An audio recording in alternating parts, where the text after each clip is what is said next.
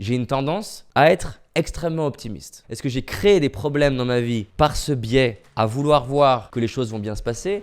Clairement.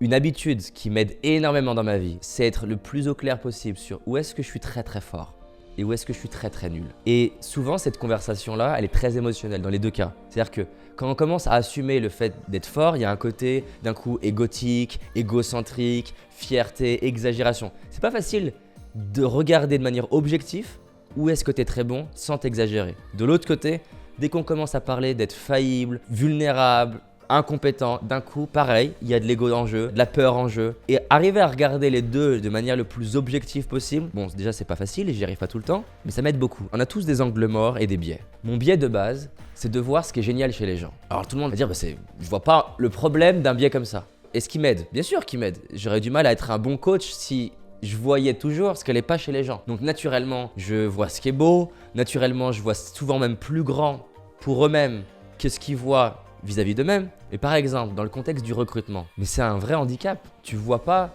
plein de choses qui sont indispensables à voir. Une fois que je sais que j'ai ce biais-là, du coup, je vais mettre 5 fois plus d'efforts que la moyenne des gens pour, après l'entretien, me dire « David, quels sont les inconvénients? Où est-ce que la personne est fragile ?» Et je vais mettre 10 fois plus d'efforts là-dessus que sur en quoi elle est géniale parce que je l'ai déjà vu. Pareil, j'ai une tendance à être extrêmement optimiste sur plein de choses. Donc, ça va bien se passer, ça va prendre moins de temps que prévu et tout est possible. Est-ce que ça m'a aidé? Bien sûr. Est-ce que ça va m'aider? C'est sûr. Est-ce qu'il y a des choses que j'aurais jamais réussi à faire sans ça? C'est clair. Mais est-ce que je me suis attiré et créé, même pas attiré de manière mystique, est-ce que j'ai créé des problèmes dans ma vie par ce biais à vouloir voir que les choses vont bien se passer? Clairement. Et donc maintenant, vu que je sais que j'ai ce biais-là, typiquement, si on est en train de planifier un projet, je vais déjà souvent doubler et tripler le temps que j'imagine. J'ai pas envie de t'embraler tout de suite parce que personne n'est au courant, enfin très peu de personnes sont au courant et je vais l'annoncer bientôt, c'est un défi là pour l'équipe, j'ai quelques personnes que j'ai déjà mis au courant. Un des plus gros défis pour l'entreprise qu'on ait jamais vécu.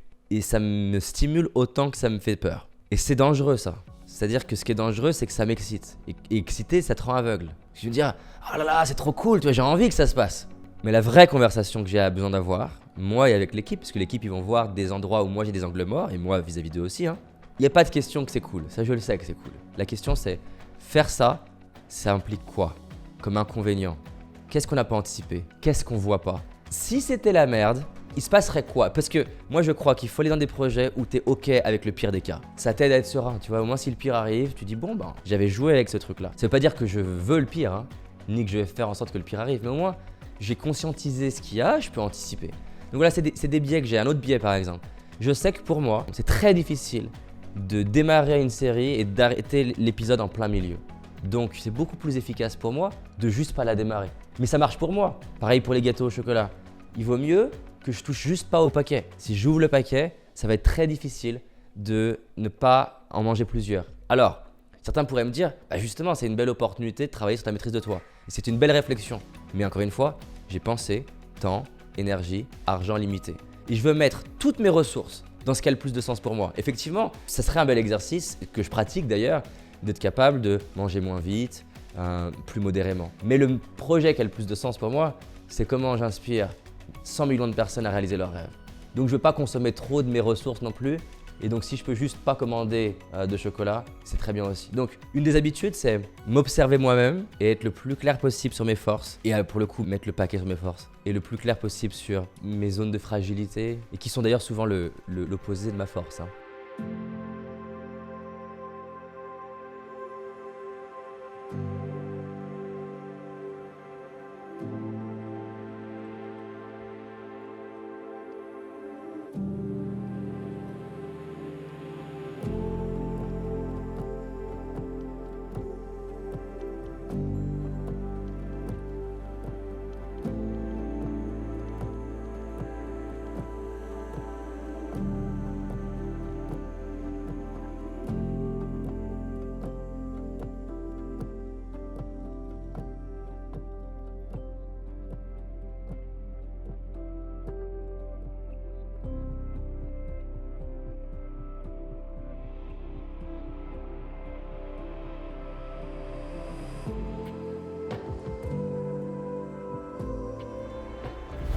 tu as envie d'aller plus loin, j'ai réalisé une vidéo qui s'appelle les 5 erreurs que la majorité d'entre nous font et qui va nous causer l'échec de nos projets, nos rêves et notre réussite.